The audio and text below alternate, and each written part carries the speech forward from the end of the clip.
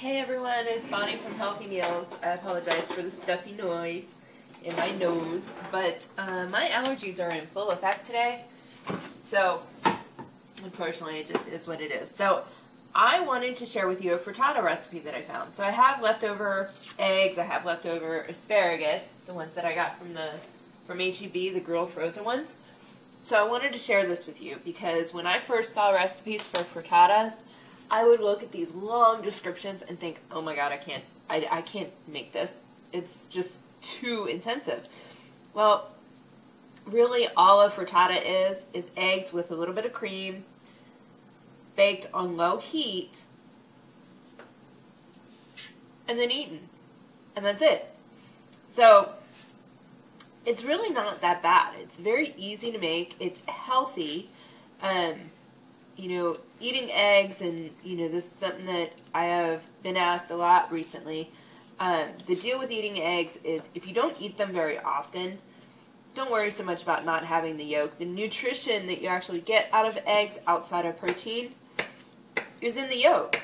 But if you eat them every day, especially if you have cholesterol issues in your family, you really don't want to eat the yolk because of that, but that's the only reason. Alright, so what I'm going to do is I'm going to make an asparagus tomato frittata. You can put whatever vegetables you want in this. You can put onions, garlic, spinach, broccoli. All of those are very popular ingredients for this. But what I'm doing with this tomato is because the eggs are liquidy, and there's a lot of liquid inside of tomatoes where the seeds are, I'm taking the seeded part out and I'm just chopping this into like little bite-sized pieces. So we don't have all the fluid. And then we're going to get some asparagus out, and we're going to chop that up into bite-sized pieces. Now, the asparagus is frozen, but it's okay. We'll take care of that real quick. And since I'm only making this for me, I only want enough ingredients for me, right? So here's what we start with. We start with a medium. Okay, so since it's just me, I'm going to make a really small one, hence using the small pot, not the large one. Now what typically happens is you take this frittata and you put it into the oven to kind of brown the top and broil it. Well, the problem with doing that with this is the rubber handle. So we're going to have this, and then I'm going to have a place to put my frittata, my little cooking sheet, and that is going to let me put it into the oven, brown the top, and come out with a beautiful frittata to put on my plate. So, preheat our oven right there. We're going to throw the asparagus in so that it can defrost. And that's literally what it's going to do. It's just defrost right in there.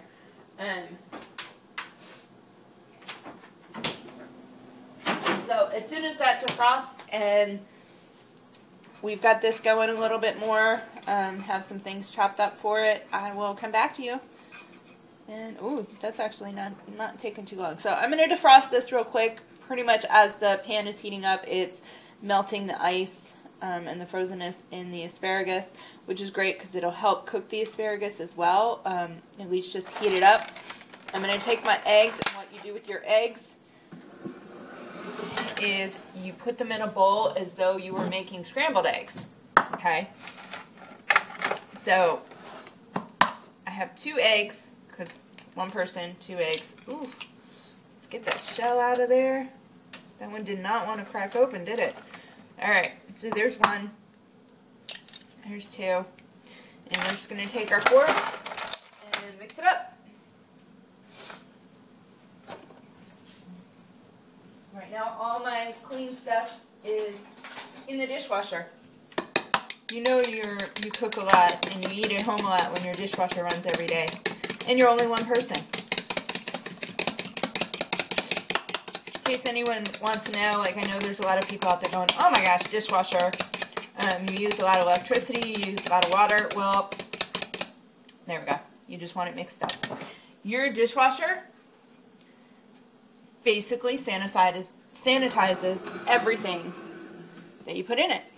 Hence why you want to use it. Alright, so we have that going, and right now this asparagus is ready to be chopped. It's not completely defrosted, but it's enough that we can just chop it into bite-sized pieces. Because it's frozen, we don't have to worry about chopping the bottom off of these. Usually what I tell people is when you get asparagus fresh, chop the bottom off. Alright, so we need a little coating of oil. So you want about 1 to 2 tablespoons of olive oil. It's important that it's olive oil because you are making vegetables, okay?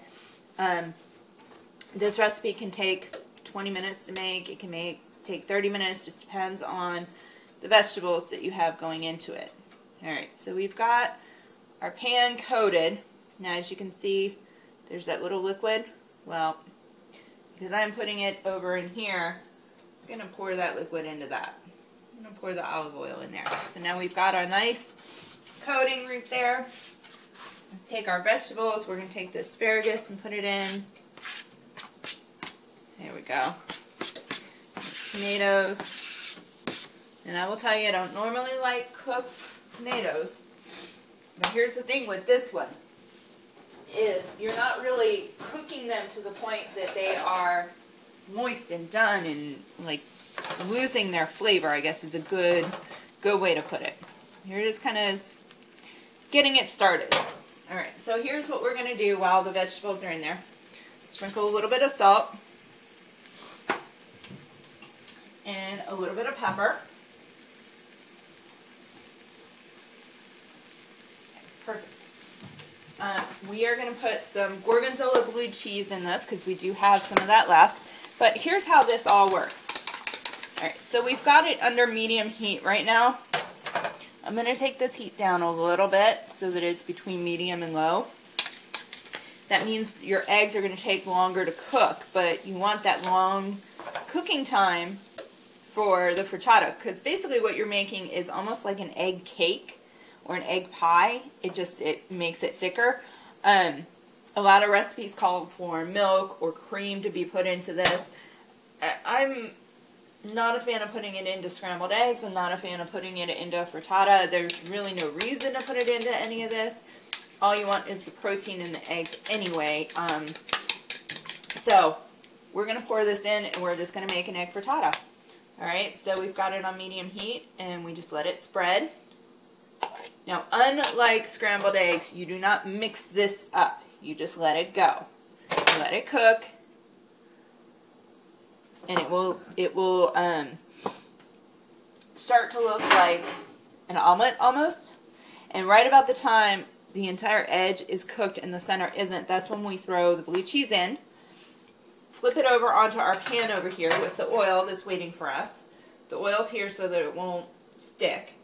And because we're only using 2 tablespoons, that's as much monounsaturated fatty acids as we really need for the day. So I will come back to you. It's going to take about 10 minutes on low for this to cook. So I'll come back to you when that's done so you can see what it looks like before we pop it over. Okay, everyone, so here's what we have. You see how there's liquid in the center and it's cooked on the outside? That's exactly what we want. So now it's time to pop it in the oven, get that nice brown top. So what we're going to do, because I think this is going to slip out, yeah. Yep, there we go. So this is going to just slip out onto our pan. Now if you have a skillet that has a metal handle, something that can go in the oven, you don't need to put this anywhere, okay? You can just use it as is. So, that being said, here's our frittata. Now the only thing left to put on this is a little bit of gorgonzola cheese. So, as you can see when I put it on here, it kind of split a little bit. So we're going to take some of these crumbles and just crumble it on top. So it kind of gets into the middle of it. Alright, so now all we do is we take this and we put it in the oven, 350 degrees, for about 5 minutes. Let the center cook, and then we are good to go. It is delicious. I'll show it to you as soon as we're done, just so you see what happens with the cheese and everything else. Okay, you guys, it's done! Look how delicious this is. Alright, so I'm going to show you how big it is. This is 1 serving, okay? I love how my kitchen smells right now. It is amazing. All right, so this is 1 serving. This is a regular kitchen plate. If you're going to make this for more than 1 person, just use a bigger skillet. You can also save a little bit of money by using the milk at that point. So you could do 2 eggs, 1/4 cup of milk, whisk it together, make sure it's all blended, same vegetables, a little bit of sprinkled cheese, all that kind of good stuff. So anyway, here is your frittata. Doesn't it look amazing and delicious? I cannot wait to bite into this. It actually does taste. Let me show you what the middle of it looks like. So I know a lot of times what you end up seeing is these really thick frittatas. Well, the frittatas that are very thick are the ones that have the milk in it. So there you go. That's what the frittata looks like inside. There we go. Get some focus going on there. It's just cooked egg all the way through. Feel free to use onions, like I said, garlic, whatever seasonings you want. Right now, I like the flavor of the asparagus, so for me, that's enough flavoring. Between the asparagus, a little bit of pepper, and some gorgonzola cheese, it's enough for me. So anyway, enjoy your frittata. I will see y'all tomorrow.